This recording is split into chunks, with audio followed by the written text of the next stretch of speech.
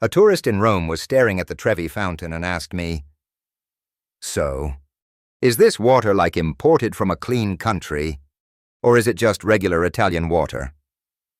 I was so stunned, I just said, "It's fountain water." Yet he nodded sagely and said, "Right, so not safe to drink. They should really put up a sign in English." There were about 5 signs in multiple languages, including English. While working at a museum in Rome, an American tourist asked me why Italy had so many ruins. "It seems like you guys don't take very good care of your buildings," he said. I explained that these structures were thousands of years old. He scoffed and replied, "We have buildings in New York that are over 100 years old, and they look brand new. It's just a maintenance issue. If your government spent less on pasta and more on power washing, you could have this place looking respectable. It's honestly a bit embarrassing for you." He saw the Colosseum not as a historical treasure, but as a sign of poor national upkeep. While working in a bookstore in London, an American tourist asked me where our fiction section was. I pointed him towards it. He came back a few minutes later looking confused. "No, I mean like Harry Potter and stuff. This is all in British." I had to gently explain to a grown man that we speak and write in English just like in America. He thought British was a completely different language. I was managing a high-end hotel in Paris when an American family checked in. The father came down to the concierge desk later looking very concerned. He said, "My family and I are worried about the water. We heard European water isn't safe."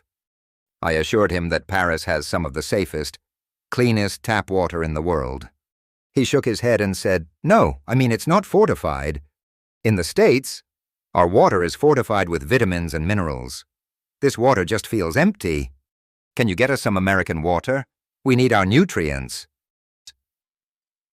I had to explain that we don't import tap water and that the concept of fortified water isn't a standard thing. He left, muttering about how we were depriving his children of essential vitamins. My friend is a park ranger at the Grand Canyon. He told me about a tourist who approached him with a very serious complaint. The man said, "I've been looking at this canyon for an hour and it hasn't done anything.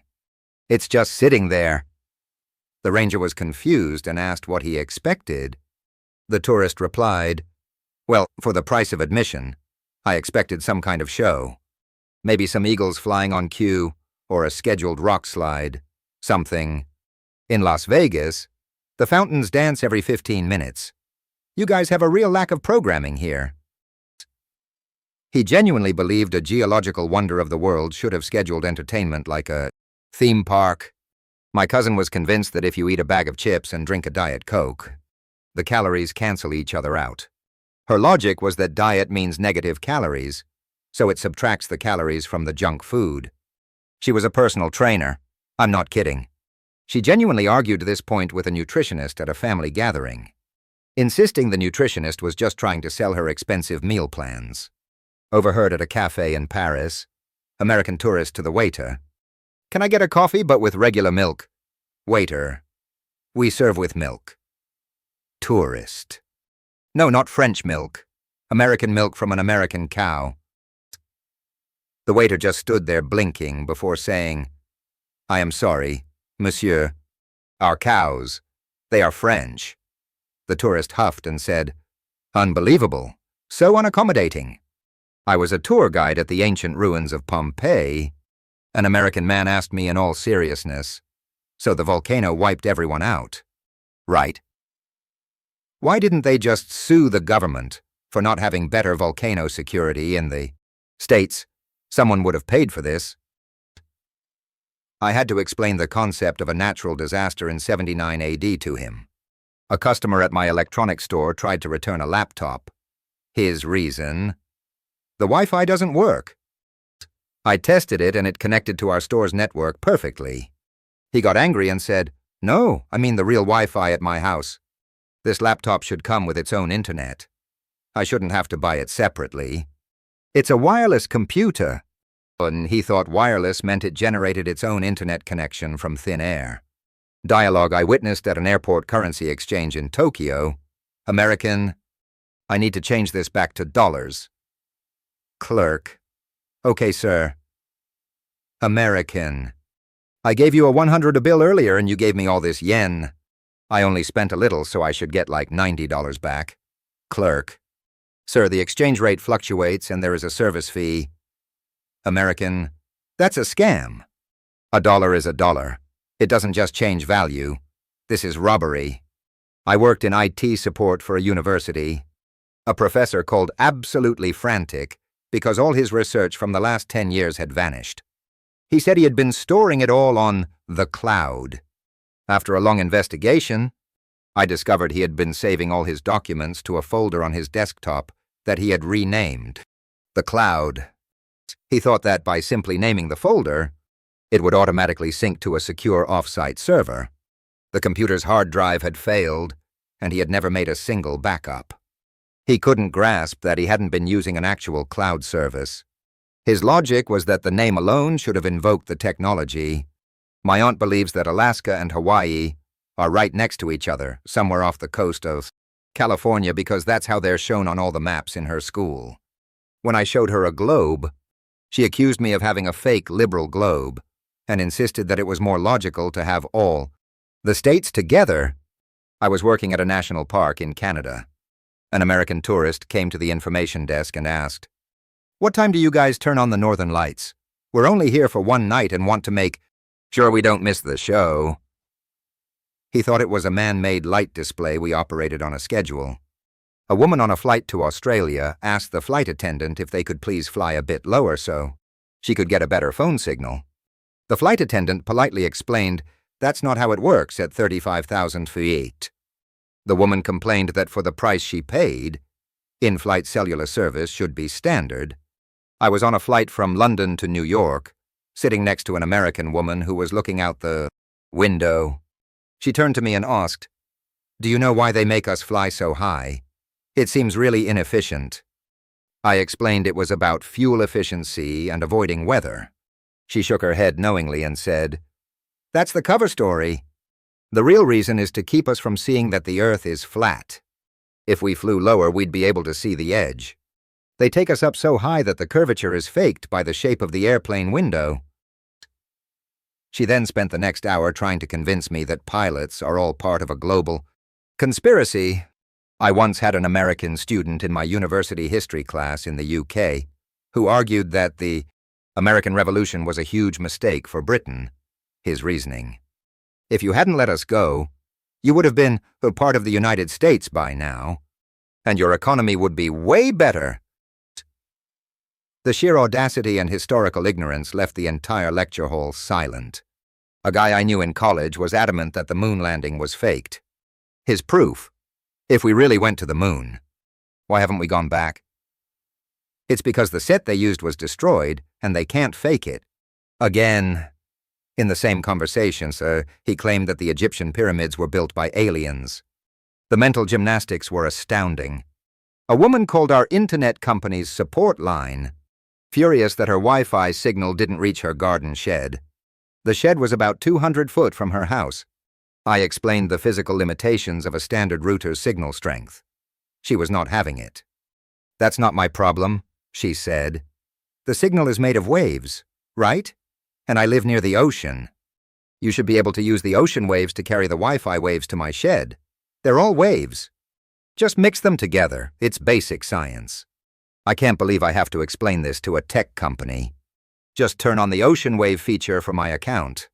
At a pub in Dublin, an American tourist loudly complained that his Guinness tasted different than the Guinness he gets. "In Ohio," the bartender proudly said, "Of course it does. It's fresh from the brewery just down the road." The tourist slammed his fist on the table and yelled, "This is brand inconsistency. I want the one I'm used to. Get me a bottle of the imported stuff." My sister's American friend came to visit us in Spain. On the first day, she saw people taking a siesta in the afternoon and asked, "Why is everyone so lazy here?